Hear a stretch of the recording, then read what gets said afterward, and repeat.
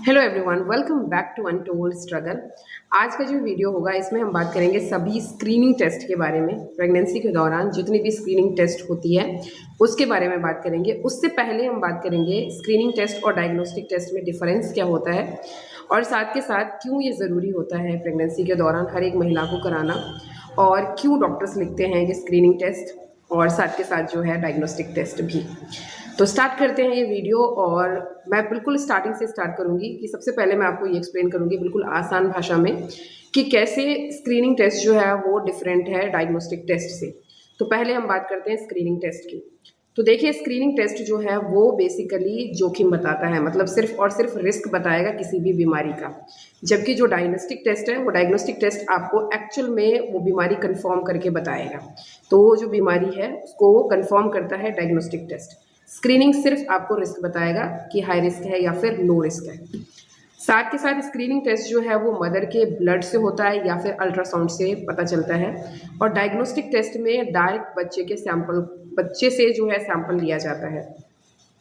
Screening test की अगर हम बात करें तो स्क्रीनिंग टेस्ट में जो भी जोखिम बताया जाता है उसके साथ साथ जो अबॉर्शन का रेट है वो बिल्कुल ना के बराबर होता है, उसका कोई खतरा नहीं होता अबॉर्शन का। और डायग्नोस्टिक टेस्ट में जो है आप ये कह सकते हैं कि थोड़ा बहुत जोखिम जो है वो रहता है, चाहे वो कोई भी डायग्नोस्टिक टेस्ट क्यों ना हो। सबसे पहले हम बात करते हैं दो स्कैन के बारे में जो कि हम फर्स्ट और सेकेंड ट्रिमेस्टर में करवाते हैं। फर्स्ट ट्रिमेस्टर में होगा NT-NV स्कैन, जो कि होता है 11 से 13 हफ्ते प्लस 6 दिन के भीतर ये ड्यूरेशन होता है।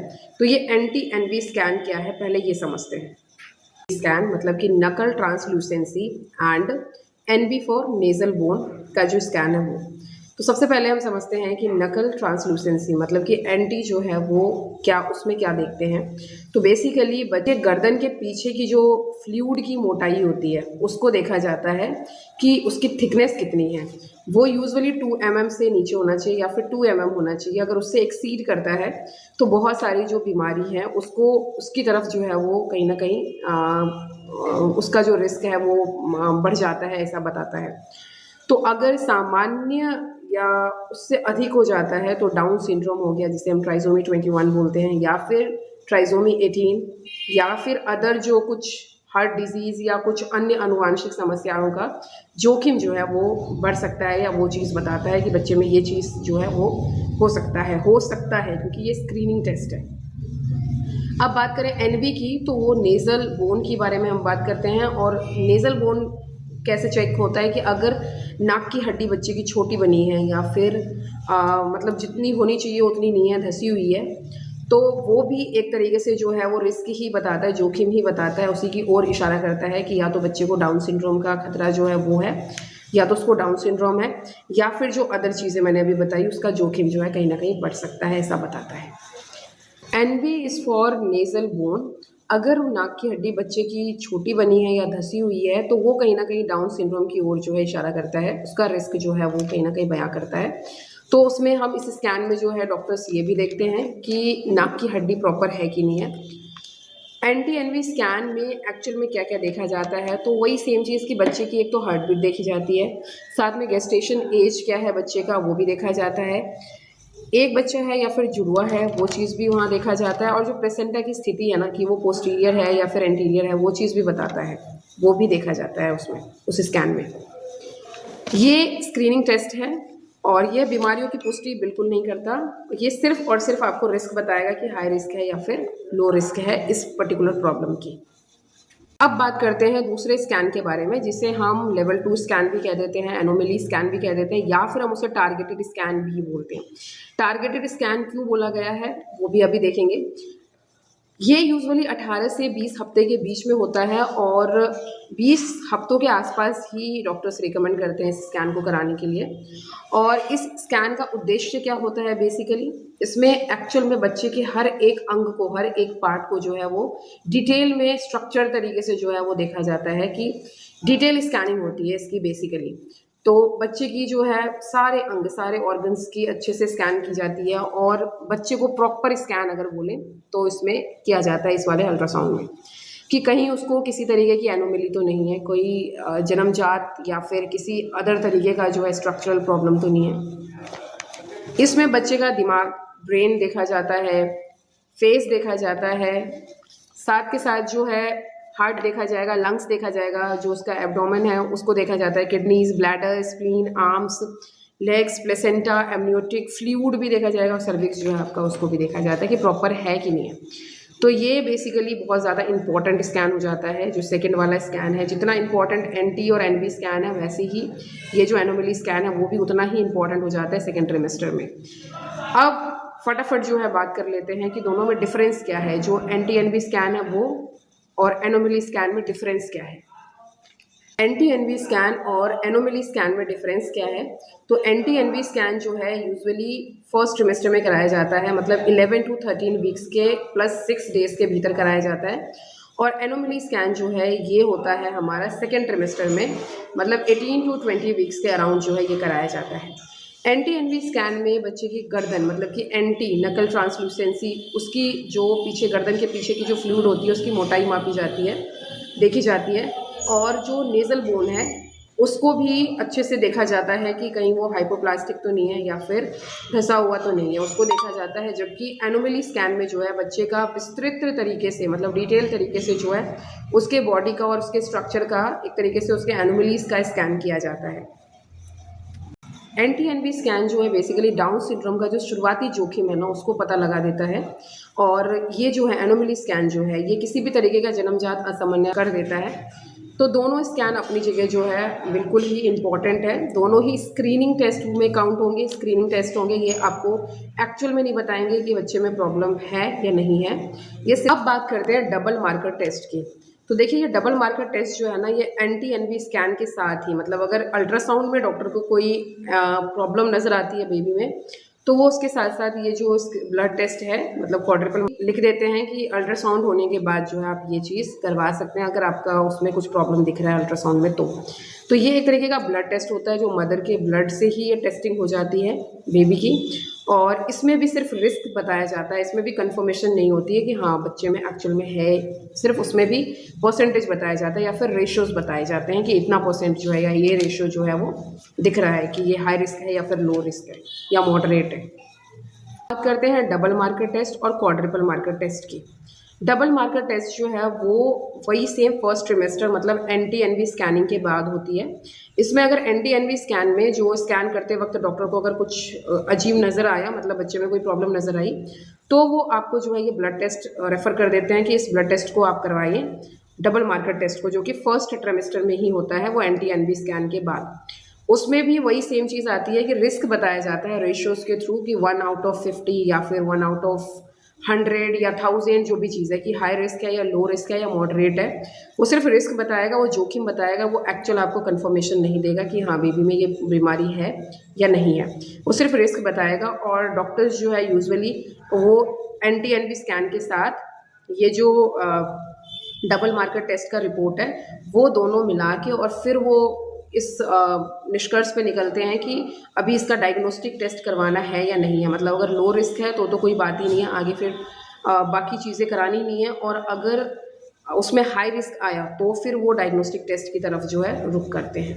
वहीं पे बात करते हैं आप क्वाड्रुपल मार्कर टेस्ट की। तो क्वाड्रुपल मार्कर टेस्ट जो है वो होता है सेकेंड ट्रिमेस्टर में, और ये एनोमली स्कैन के बाद जो है डॉक्टर लिखते हैं, ये उसके बाद कराने वाला ब्लड टेस्ट है।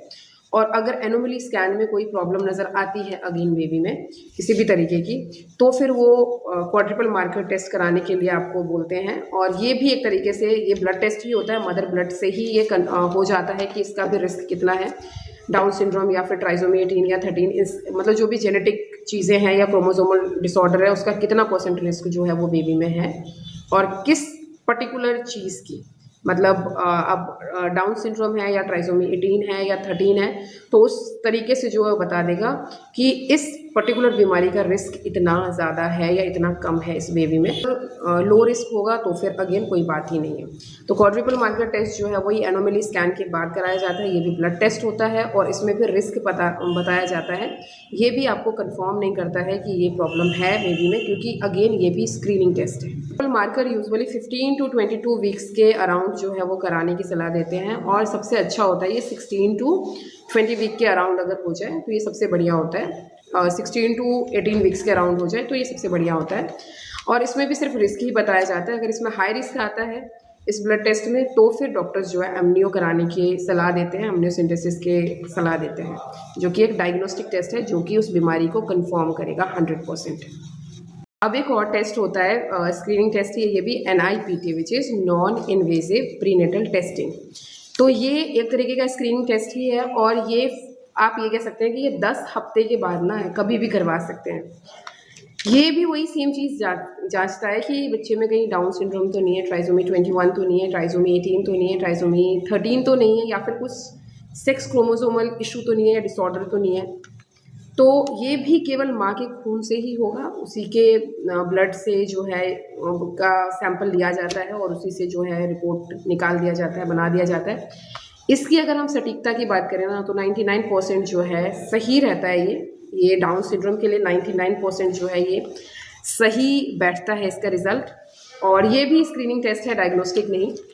सो अगर बात करें हम कंबाइंड स्क्रीनिंग की ना, जो भी हमारे फर्स्ट ट्रिमेस्टर की जो कंबाइंड स्क्रीनिंग टेस्ट होती है, इसमें हो जाएगा एंटी स्कैन, डबल मार्कर, और जो मदर का एज है, अगर 30 क्रॉस कर गया है, 35 क्रॉस कर गया है मदर्स एज, तो वो भी एक बड़ा फैक्टर बन जाता है। वहीं पे अगर हम सेकेंड ट्रिमेस्टर की बात करें, तो उसमें एक तो ये 15 से 22 हफ्ते के बीच में होता है, क्वाड्रुपल मार्कर हो जाएगा, और जो एनोमली स्कैन है ना, जो कि 18 to 20 वीक्स या 22 वीक्स के अराउंड कराया जाता है, वो दोनों जो है वो कंबाइन करके और फिर उसका रिस्क जो है बताते हैं। एंड देन उसके बाद डॉक्टर्स जो है वो आपको डायग्नोस्टिक टेस्ट के लिए जो है प्रिफर करते हैं, और आपको बोलते हैं कि फिर अभी आगे अगर आपको फॉरवर्ड करना है तो डायग्नोस्टिक टेस्ट से कंफर्म करें। बात करते हैं सारे डायग्नोस्टिक टेस्ट के बारे में वन बाय वन। तो सबसे पहला जो डायग्नोस्टिक टेस्ट है विच इज़ एमनियोसेंटेसिस। देखिए ये एमनियोसेंटेसिस डायग्नोस्टिक टेस्ट जो है ये सेकंड ट्रिमेस्टर में, अभी मैंने आपको बताया कि anomaly scan and quadruple marker के रिपोर्ट्स को मैच करके फिर ये सलाह दी जाती है डॉक्टर्स के द्वारा। तो ये जो आपका डायग्नोस्टिक टेस्ट है एमनियोसेंटेसिस, ये वही 18 से 20 हफ्ते के अराउंड होता है, और इसमें जो बच्चे का एमनियोटिक फ्लूइड है वो सैंपल के तौर पे लिया जाता है। अब वो एमनियोटिक फ्लूइड लेने का प्रोसीजर क्या है, तो डॉक्टर्स आपको आपके पेट के रास्ते से एक पतली सी सुई, पतली सी निडल जो है वो डाल के अल्ट्रासाउंड की मदद से पहले वो चेक करेंगे कि बच्चा का पोजीशन किधर है, एंड जिधर वो बच्चे का कोई पार्ट, बॉडी पार्ट नहीं होगा, वहाँ पे वो सुई चुभो के, सुई डाल के पेट के अंदर, और वहाँ से जो है वो एमनियोटिक फ्लूइड जो है वो ले लेते हैं एज अ सैंपल। तो ये पेनफुल होता है, बट ये सैंपल के तौर पे काम करता है, और इसका जो रिपोर्ट है ना, चाहे वो डाउन सिंड्रोम के लिए हो, ट्राइसोमी 21 के लिए हो, ट्राइसोमी 18 के लिए हो, 13 के लिए हो, या फिर न्यूरल ट्यूब डिफेक्ट के लिए हो, या फिर कोई इन्फेक्शन क्यों ना हो, जैसे CVS CMA हो गया या टॉक्सोप्लाज्मा हो गया, तो ऐसी चीज़ों के लिए जो है ये इसका जो रिपोर्ट होता है एमनियो का, ये एकदम 100% एक्यूरेट होता है। ये एक्चुअल में बता देगा कि बच्चे को एक्चुअल में कोई प्रॉब्लम है कि नहीं है। ये इसके जोखिम की बात करें ना, इसके रिस्क के बारे में बात करें, तो हाँ, हल्का सा आपको दर्द महसूस होगा, और उसके बाद भी 2 दिन तक दर्द महसूस होगा। साथ में जो है थोड़ी ऐंठन भी लगेगी पेट में, और वाटर डिस्चार्ज हो सकता है, इवन ब्लड डिस्चार्ज भी हो सकता है, क्योंकि 0.1 to 0.3% जो है अबॉर्शन का भी रिस्क इसमें होता है। हालांकि स्क्रीनिंग टेस्ट में कोई रिस्क नहीं होता अबॉर्शन का, लेकिन यहाँ पे जो है कुछ परसेंट, मतलब ना के बराबर, बट हाँ ये अबॉर्शन रिस्क होता है। वाटर डिस्चार्ज भी हो जाता है कई बारी, और अगर मैं अपने एक्सपीरियंस की बात करूँ तो मेरे केस में वो अबॉर्शन हो गया था, वो 0.1 to 0.3% में ही मैं आ गई थी कि मेरा अबॉर्शन हो गया था। डायग्नोस्टिक टेस्ट के बारे में अगर हम बात करें तो वो है CVS, मतलब कि कोरियोनिक विलस सैम्पलिंग। तो ये आपका यूजुअली ये टेस्ट जो है वो 10 से 13 हफ्ते के बीच होता है, और डॉक्टर्स NT-NV स्कैन और जो आपका डबल मार्कर टेस्ट है ब्लड रिपोर्ट्स है, उसका दोनों का जो रिपोर्ट है वो जोड़ के और फिर वो पता लगाते हैं कि हाई रिस्क है या नहीं है। अगर होता है तो वो फिर ये CVS के लिए सलाह देते हैं। CVS में होता क्या है कि बच्चे का जो प्लेसेंटा है उसका सैंपल लिया जाता है, प्लेसेंटा से जो है सैंपल लिया जाता है, और ये 2 तरीके से होता है, या तो ट्रांस एब्डोमिनल या फिर ट्रांस सर्विकल कि प्लेसेंटा से सैंपल लिया जाएगा बच्चे के लिए। तो ये 2 तरीके से किया जा सकता है। ये अगेन पेनफुल होता है ये भी, और इसमें भी अगर हम जोखिम की बात करें, रिस्क की बात करें, अबॉर्शन की बात करें, तो इसमें भी 0.1 to 0.3%, वही सेम जैसे आप एमनियो में आपके जोखिम होते हैं, वही सेम दर्द भी होता है, ऐंठन भी आती है, और साथ के साथ जो है इसमें भी वाटर और ब्लड डिस्चार्ज हो सकता है। बहुत ज़्यादा जो है आप ये लगा के रख सकते हैं कि स्क्रीनिंग टेस्ट में बहुत ना के बराबर खतरा होता है अबॉर्शन का, बट इसमें खतरा होता है, इसमें भी होता है। और लेकिन अच्छी बात यह है कि आपको स्टार्टिंग फेज़ में ही पता चल जाता है प्रेगनेंसी के कि बच्चे में कोई जेनेटिक इशू तो नहीं है। चाहे वो थर्ड डायग्नोस्टिक टेस्ट की अगर हम बात करें तो वो है टॉर्च पीसीआर। ये टेस्ट आपके बच्चे में जितने भी प्रॉब्लम्स डिटेक्ट करते हैं डॉक्टर्स, उसमें ये पता लगाने के लिए होता है कि कहीं ये किसी इन्फेक्शन के कारण तो नहीं हो रहा है। तो इन्फेक्शन किसी भी तरीके के हो सकते हैं, टॉक्सोप्लाज्मा भी हो सकते हैं, साथ के साथ रूबेला भी हो सकते हैं और बाकी अदर इन्फेक्शंस भी हो सकते हैं। तो ये सारी चीज़ें पता लगाने के लिए कि कोई इन्फेक्शन तो इसका कारण नहीं है इस एनोमलीज़ के, तो इसका पता लगाने के लिए जो है टॉर्च पीसीआर डायग्नोस्टिक टेस्ट कराया जाता है। अब एक और डायग्नोस्टिक टेस्ट के बारे में बात करते हैं जो कि है CMA, मतलब क्रोमोसोमल माइक्रो एरे एनालिसिस। ये CVS और जो एमनियोसेंटेसिस अगर किया जा रहा है ना, CVS किया जा रहा है फर्स्ट ट्रिमेस्टर में या फिर सेकेंड ट्रिमेस्टर में, एमनियो क्यों ना किया जा रहा हो आपका, तो उसी के सैंपल पे ये जांच जो है वो की जाती है लैब में, ठीक है। तो वही मतलब सेम वो तरीका सेम होगा, वो सैंपल निकालेंगे डॉक्टर और उसी के साथ ये टेस्ट भी, सैंपल थोड़ा सा ज़्यादा निकाल लेते हैं डॉक्टर्स, जो मैंने देखा मेरे केस में, और फिर उसी पे जो है ये वाली टेस्टिंग जो है CMA जो है वो भी किया जाता है। ये कब किया जाता है? जब डॉक्टर को कुछ ऐसा लगे कि हो सकता है कि किसी आनुवांशिक समस्याओं के कारण तो ऐसा नहीं है, तो ये कर सकते हैं कि कोई जेनेटिक इशू हो सकता है, डिसऑर्डर हो सकता है। अगर इसका डॉक्टर को थोड़ा बहुत लगे कि चांसेस हैं, तो वो प्रेफर करते हैं कि ये वाला टेस्ट भी हो जाए। इसमें छोटे छोटे क्रोमोसोम्स में जो बदलाव होते हैं, जिसे हम कहते हैं माइक्रो डेल्यूशंस या फिर माइक्रो डुप्लीकेशंस, इसका एक्चुअल पता लगाया जाता है, क्योंकि ये अगेन डायग्नोस्टिक टेस्ट है और 100% एक्यूरेट होता है। एक और टेस्ट है जिसे हम कहते हैं कैरियोटाइपिंग। तो ये बेसिकली बच्चे के क्रोमोसोम्स के जो संख्या है, जो नंबर है, उसकी संरचना की जांच की जाती है इसमें, इस वाले टेस्ट में। सैंपल सेम वही होता है, एमनियो वाला या फिर CVS वाला। और इसमें भी जो है ये वही डाउन सिंड्रोम, ट्राइसोमी 21 या फिर ट्राइसोमी 18 या 13 या इस तरीके की चीज़ों का पता लगाने के लिए जो है किया जाता है। अब एक और टेस्ट की बात करेंगे जो कि है WES। इसको बेसिकली बोलते हैं होल एक्सोम सीक्वेंसिंग, और इसमें जो है जीन्स के एक्सोम भाग की डिटेल जांच की जाती है।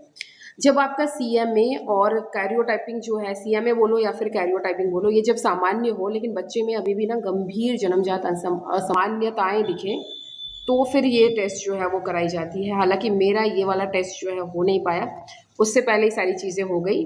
और ये बेसिकली किसी भी बेकार तरीके का जेनेटिक डिसऑर्डर का पता लगाने के लिए ही कराया जाता है।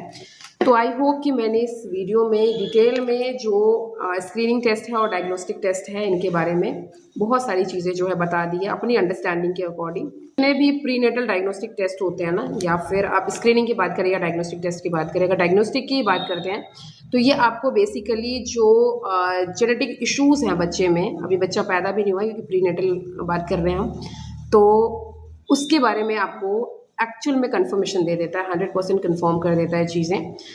हालांकि ये चीज़ जो है साइंस ने इतनी तरक्की कर ली है, कई साल पहले से तरक्की कर ली है कि अभी हमें पेट के अंदर ही भ्रूण की सारी चीज़ें पता चल सकती है, फीटल की सारी चीज़ें पता चल सकती है।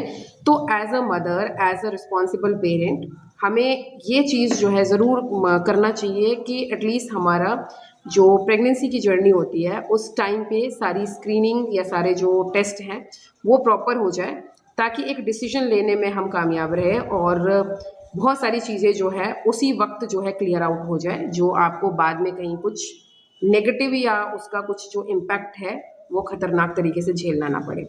Thank you so much. I hope ये वीडियो आप सबके लिए हेल्पफुल होगी। बाकी किसी भी तरीके के अगर डाउट्स हो, क्वेरीज हो, तो कमेंट कर सकते हैं, मुझे मेल कर सकते हैं, और जो भी जानकारी मेरे को मेरे जर्नी के अकॉर्डिंग लगेगी मैं आपको ज़रूर आप तक पहुंचाऊंगी। Thank you so much for listening. Thank you.